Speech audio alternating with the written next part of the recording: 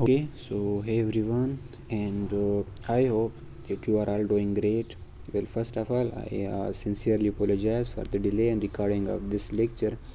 Well, to be honest, I did not get a proper time for recording because I have been extremely busy these days. That's why this lecture is coming a bit late. But the good thing is that this actually works in your favor.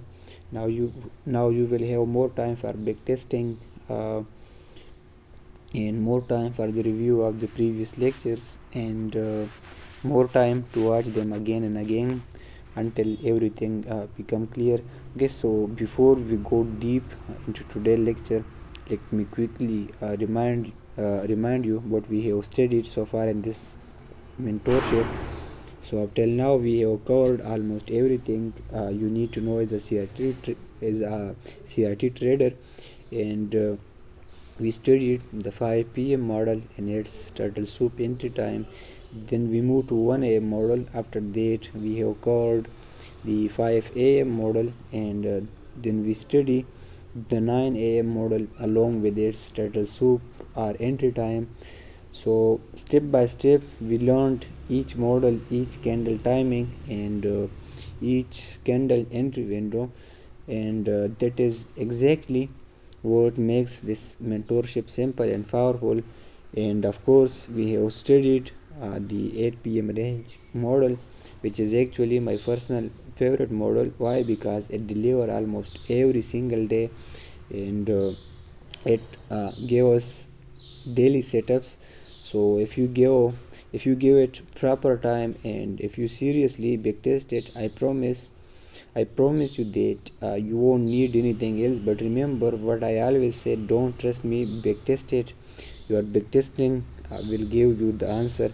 All right, now in today's lecture we are actually going to talk about something extremely important, like something that 99% of traders do lose because of it.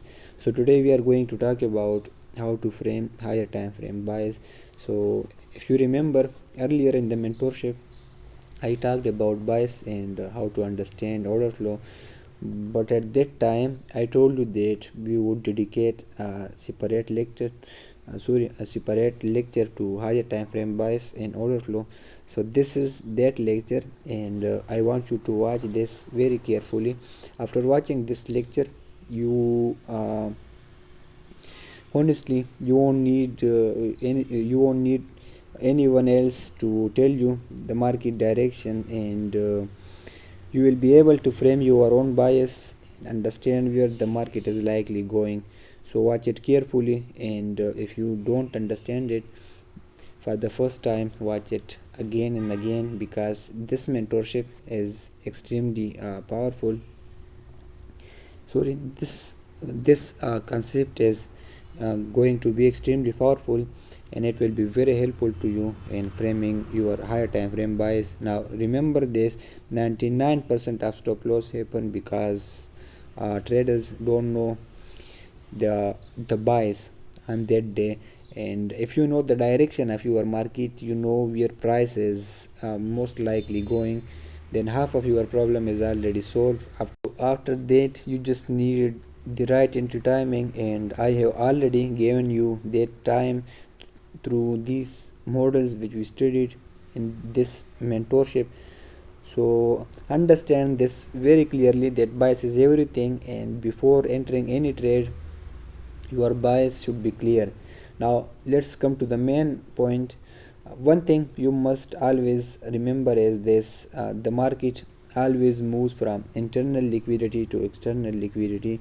I have repeated this idea more than 100 times during this mentorship, and this is exactly how price deliver. So the market will usually taps into internal liquidity, and then it will move to take external liquidity. Sometime it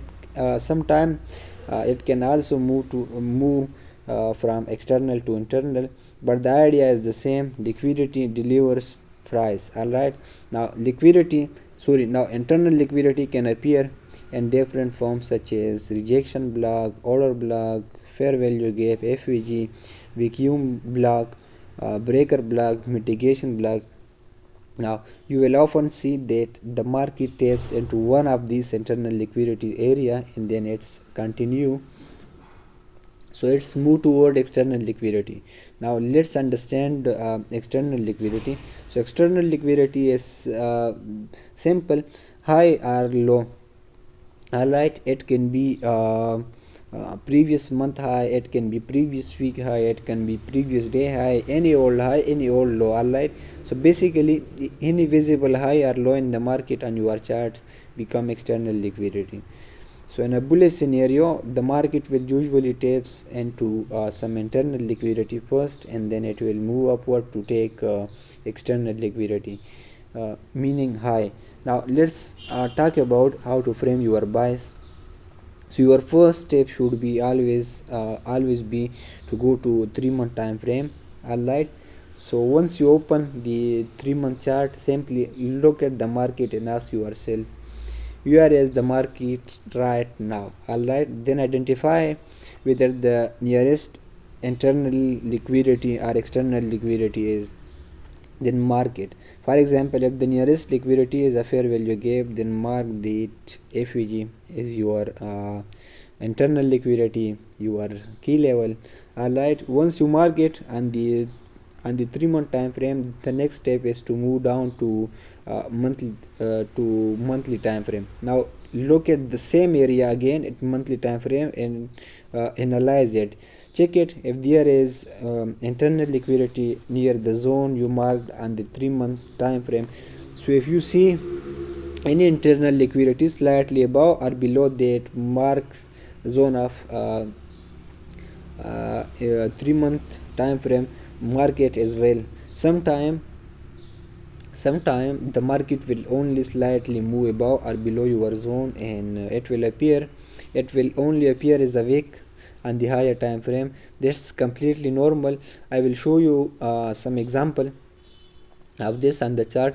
So after aligning the 3-month time frame and monthly zone, the next step is to move to weekly time frame.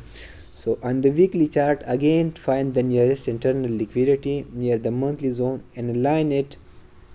Now remember that sometime the zones will be exactly the same across multi-time frame, and sometime they will be slightly above or below each other, but that's completely fine because on higher time frame it will open appear as just a small wick.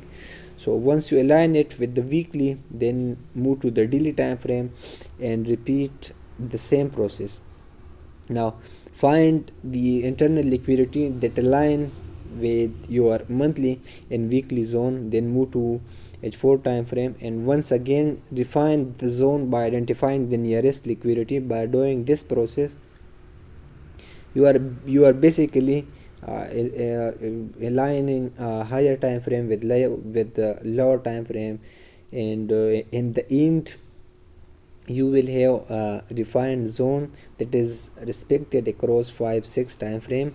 So that is extremely powerful because when your entry comes from a zone like this, you can enter the trade with a lot of confidence, and more importantly you can hold your trade longer until price reach the external liquidity and higher time frame, so that you use to frame buys.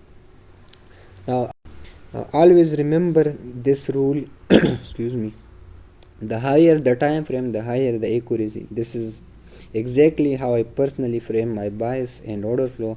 But there is one more important thing: you must consider correlation. You must also analyze the correlated pair of instruments you are trading. For example, if you are trading gold, you must check the DXY. If your analysis shows that DXY is bearish, then gold is most likely should be bullish, and if DXY is bullish, then gold should be bearish. So in a real situation, you might see both moving in the same direction, but usually happen in special situation like global conflicts or war scenario. Now alright, now that you understand the concept, let's move to the chart and I will show you step by step how to frame your bias in the market. So let's go and see it on the charts. Okay, so alright, now we are on a monthly time frame, and let me give you a moment.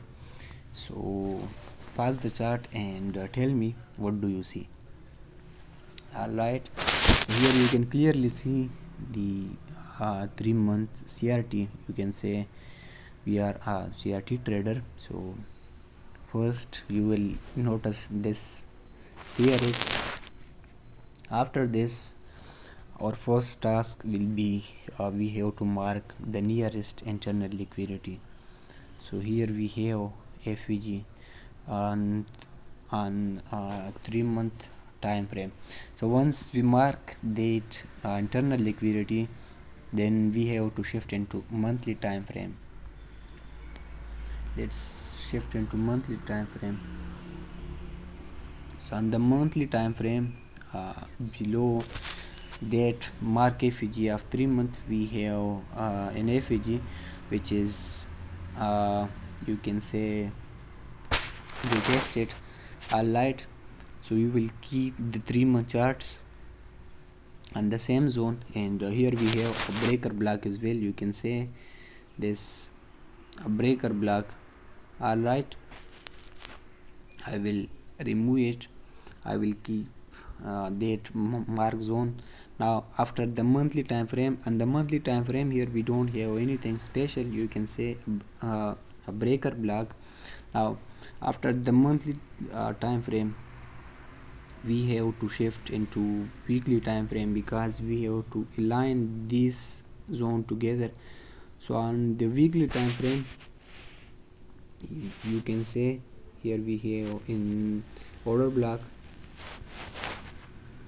Alright, now after the weekly time frame, we have to move into daily time frame. All we need is to align this zone together. I will keep this zone. Okay, I won't change anything. So now here, tell me, what do you see? First of all, we will keep our target. Here we have external liquidity. This is the last external liquidity. After this, after that door, you can say external liquidity. Next we have our buying zone, which is, you can say, internal liquidity or PD area, etc. So I will add this dole, and then we have this zone, you can say external liquidity.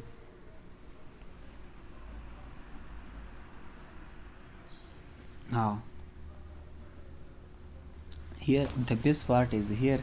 So if you see a setup like what I show you, then you don't need to wait for the buying zone. You can sell it alright as well. You can find a selling setup as well. Like here I will show you the first selling setup. You can say on daily time frame is here. Alright, and again you can say here, this is the yesterday market of US30, and the nearest external liquidity is this one on daily time frame. Now don't mean drawn liquidity, so it's simple. You can write external liquidity as well, but I say dual drawn liquidity. Now after this, I will shape into H4 time frame. So here you can see we have many zones, like you can say this fair value gap with order block.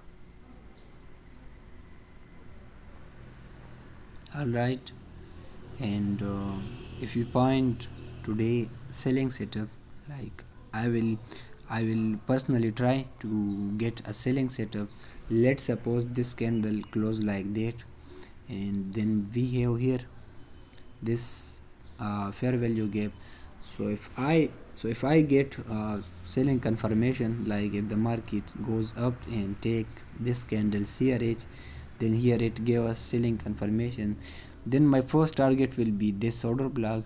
If market fail it, if market did not give it respect, then my target will be this trend liquidity, and after this will be this one. Alright, this will be my target. Now this is how we have to frame higher time frame analysis. And if I told you about entry, we will enter at our specific model, and that's how I frame my bias, and this is how you should frame your bias. Now let me tell you something more important. Remember guys, first of all, uh, market reject or reverse from a rejection block. Alright, because rejection block comes at the bottom or at the top of the market, or you can say at the top of the swing. So after rejection block, I'm telling you this point for entries, etc. Alright, so if you miss your entry from rejection block, then the second then the second area for your trade or for your entry should be order block. After rejection block, you can enter from order block, and after order block, there will be an FVG for you, and after FVG there will be, after fair value gap, there will be liquidity void or FVG. Both are same, but there is a little difference. But if you miss your entry from rejection block, from order block, from fair value gap, then you will have mitigation block and breaker block. And mitigation block and breaker block both are the same, but the difference is that mitigation block have a failure swing, and a breaker block do not have that failure swing. And okay, so as you can see here, the buying zone is shifting below. So until price steps into that buying zone, you can continue looking for sales, and your target will be the external liquidity on the daily or weekly time frame. So overall idea remains simple. You stay a seller while price is moving toward that liquidity, and once price finally reach that 3-month internal liquidity, that's where the narrative can start to shift. So this is how you start understanding where price is likely to move next, and instead of guessing, now here you are simply following the path of liquidity. And now I hope by now you clearly understand how to frame your bias, and this is exactly how I frame my bias. And honestly, this is the same way you should start framing bias yours as well. And trust me, this is the easiest and the simplest way you can frame your bias. Now just take a moment and think for a while.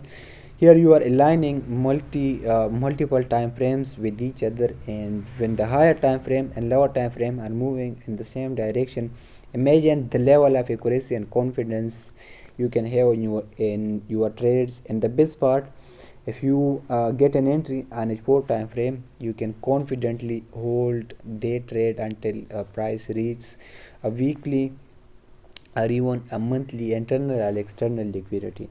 That's the real power behind this concept.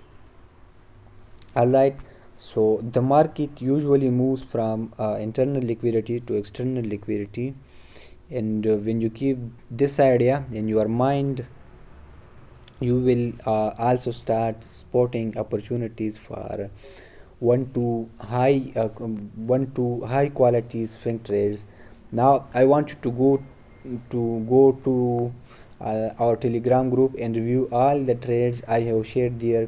You will notice something interesting. Almost every single trade was based on this exit concept, and the idea itself is very simple, but trust me, it's very powerful, unbelievable. The idea itself is very simple, but trust me, its power is unbelievable, and once you truly understand it. All right, so this is where we will end today's lecture, and now we only have one lecture left in this mentorship. I will drop it this weekend, and after that our mentorship will officially end. But that doesn't mean our journey stop here. After that we will start trading together, and we will be applying everything we learned in this mentorship in real market. So again, I hope now you understand how to frame your buys, and if something still feels unclear, don't worry, just watch this lecture again and again until the concept finally click in. And still, if you did not understand it, I'm here for you all. You can text me and you can ask me anything.